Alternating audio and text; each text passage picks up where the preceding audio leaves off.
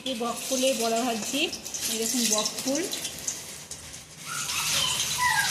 ফুল নিয়েছিল বাজার থেকে, বেসন গুলেছি, বেসনের মধ্যে হলুদ লবণ দিয়েছি, আদা দিয়েছি, জিরে গুঁড়ো, ধনে গুঁড়ো, লঙ্কা গুঁড়ো দিয়েছি।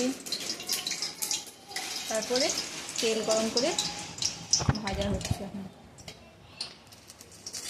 একটু খাবার সোডা দিলেও হয়, আমি একটু দিইনি।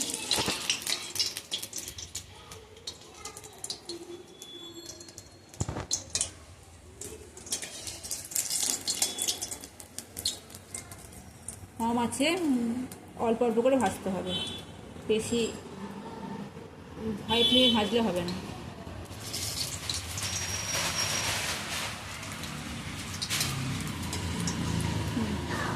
একটা হয়ে গেল, দেখুন।